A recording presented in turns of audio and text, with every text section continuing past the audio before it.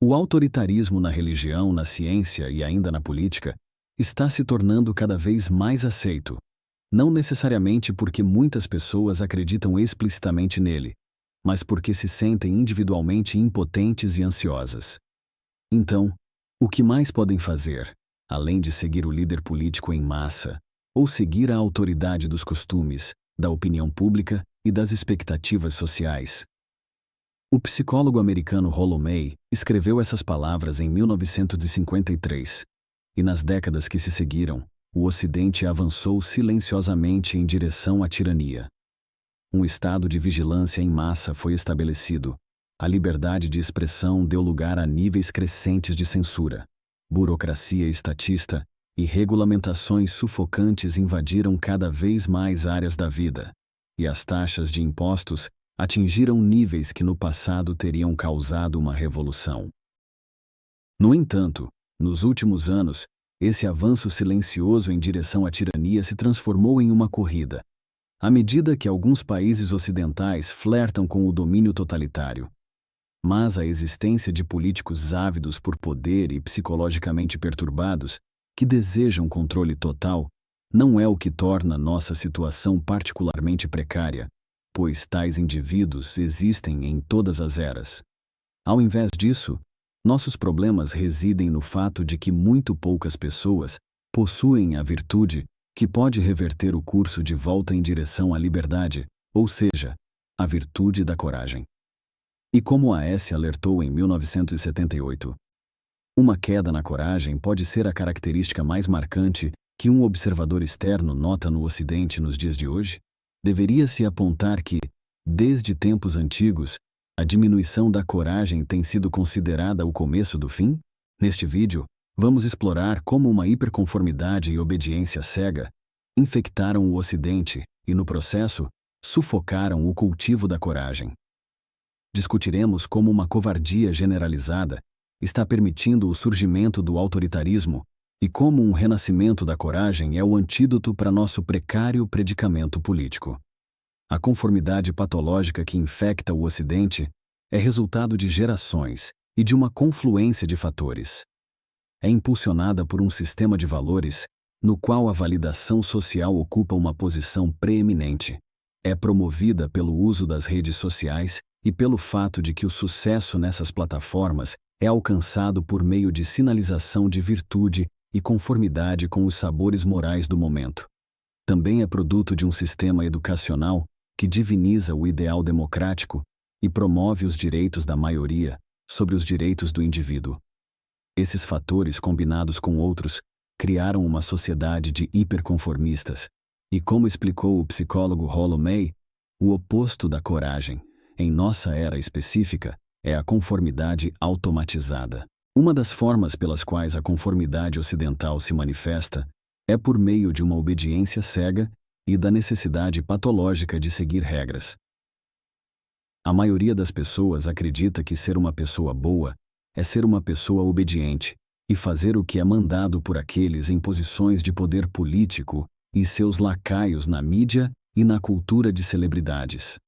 Ao agir com obediência cega, o conformista falha em diferenciar entre moralidade e legalidade, permanecendo alienado do fato de que as regras do governo podem ser imorais, motivadas por corrupção, e que, às vezes, pavimentam o caminho para a ruína individual e social. Ou como explica Rollo May, nosso problema específico nos dias de hoje é uma tendência avassaladora em direção à conformidade. Em tempos assim, a ética tende cada vez mais a ser identificada com a obediência. Ser bom é até que ponto se obedece aos ditames da sociedade. É como se, quanto mais obediência sem questionamentos, melhor. Mas o que realmente é ético na obediência? Se o objetivo fosse simples obediência, poderíamos treinar um cachorro para cumprir os requisitos muito bem. Ver outras pessoas exercendo julgamento independente, autorresponsabilidade e autoconfiança, perturba a crença do conformista no valor da obediência e ameaça sua autoimagem. Não é o caso, portanto, que o conformista obedeça enquanto permite que outros tenham a liberdade de fazer sua própria escolha. Pelo contrário, Como Stanley Feldman explica em um artigo intitulado Impondo Conformidade, pessoas que valorizam a conformidade social apoiam o governo quando este quer aumentar seu controle sobre o comportamento social e punir a não conformidade.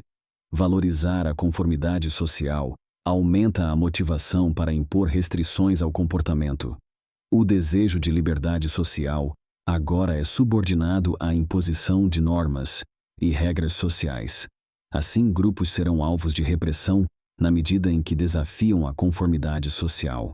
Quando a maioria advoga pela imposição governamental da conformidade, uma sociedade se coloca no que o psicólogo Erving Staub chamou de uma continuidade de destruição. À medida que o governo usa coerção e força para punir uma minoria não conformista, a maioria racionaliza seu apoio a tais medidas autoritárias, demonizando ainda mais os não conformistas, levando a medidas governamentais cada vez mais severas. Em vários países do século XX, como União Soviética, Turquia, Alemanha, Camboja e China, medidas governamentais, como proibir certos grupos minoritários de restaurantes, bares, cafés e outros espaços públicos, impor toques de recolher, expulsá-los de seus empregos, forçá-los a pagar multas e restringir sua liberdade de movimento e reunião, funcionaram como os primeiros passos em uma continuidade de destruição que resultou em bodes expiatórios em massa, aprisionamento em massa e assassinato em massa. Em seu livro A Psicologia do Bem e do Mal, Erving Staub elabora sobre o mecanismo psicológico que facilita uma continuidade de destruição. Como o comportamento prejudicial se torna a norma. Causar mal a uma pessoa boa ou testemunhá-lo passivamente é inconsistente com um sentimento de responsabilidade pelo bem-estar dos outros e a crença em um mundo justo. A inconsistência nos incomoda. Minimizamos isso reduzindo nossa preocupação com o bem-estar daqueles que prejudicamos ou permitimos sofrer. Desvalorizamos, justificamos seu sofrimento por sua natureza maligna ou por ideais superiores. Uma visão alterada das vítimas, uma atitude alterada em relação a esse sofrimento e um autoconceito alterado resultam. Para combater a continuidade da destruição que é produto de excesso de conformidade e excesso de força governamental, mais pessoas precisam agir com coragem moral. Coragem moral envolve disposição para enfrentar riscos a fim de desafiar ordens imorais, rejeitar controle autoritário do governo e defender os valores desaparecidos da verdade, liberdade e justiça. E como Rushworth Kidder explica em seu livro Coragem Moral, onde não há perigo, não há coragem. Qualquer um pode suportar segurança e bem-estar. Os verdadeiros desafios surgem diante do perigo. Assim é com a coragem moral, onde o perigo é suportado pelo bem de um compromisso abrangente com a consciência, princípios ou valores fundamentais. Alguns atos de coragem moral são acompanhados por riscos leves, como ser ridicularizado, insultado ou ostracizado. Se, por exemplo, nos manifestarmos contra uma crença estabelecida na presença de um grupo de conformistas, ou se recusarmos a aderir a práticas sociais ou mandatos que são imorais ou idiotas, podemos perder amigos ou atrair palavras escolhidas pelos obedientes. Mas este é um pequeno preço a pagar, em troca de fazer o que acreditamos ser certo, pois, como Holomei explica, a marca da coragem em nossa era de conformidade é a capacidade de permanecer em suas próprias convicções. Carl Jung chamou os homens e mulheres dispostos a enfrentar grandes perigos em desafio à tirania de os verdadeiros líderes da humanidade. E para conhecer a mentalidade de um desses líderes, podemos recorrer à história de Viktor Pestov. Em 1967, Pestov tinha 20 anos e morava na União Soviética. Sua família tinha uma boa situação financeira pelos padrões soviéticos, e sua mãe era uma membro de alto escalão da KGB. No entanto, Pestov não podia desviar os olhos da bota da tirania que estava esmagando a sociedade, e assim, ele se interessou profundamente por questões políticas. Quando os tanques soviéticos invadiram a Tchecoslováquia, e sufocaram violentamente o protesto pelos direitos humanos, conhecido como a Primavera de Praga, Pestov disse ao seu amigo: "Precisamos fazer algo sobre isso." Pestov e seu irmão criaram um grupo clandestino chamado Rússia Livre, e ele avisou aqueles que se juntaram que provavelmente seriam presos dentro do ano. No entanto, todos concordaram que a luta pela liberdade justificava o risco, e assim começaram a publicar panfletos expondo as mentiras do regime soviético e os distribuíam furtivamente durante a noite. A KGB identificou rapidamente o grupo como uma ameaça, e em 1970, Pestov foi preso.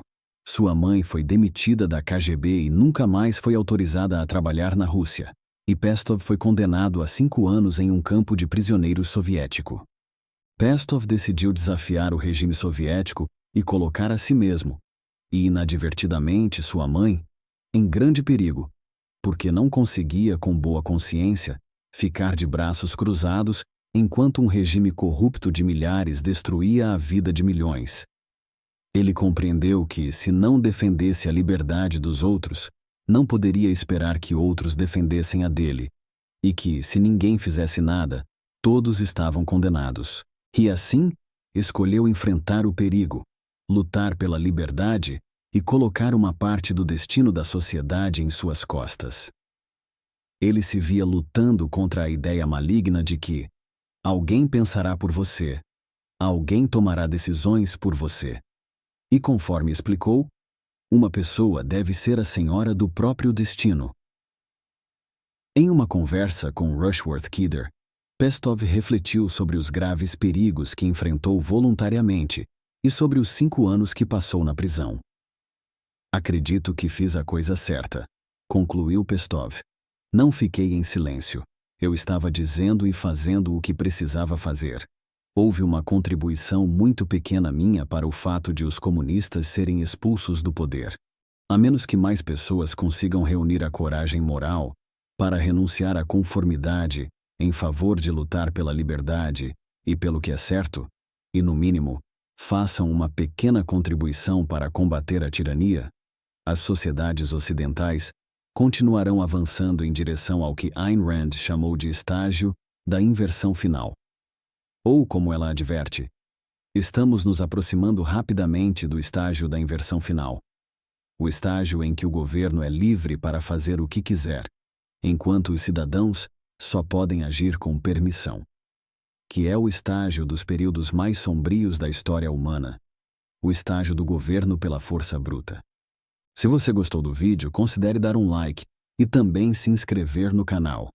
Obrigado.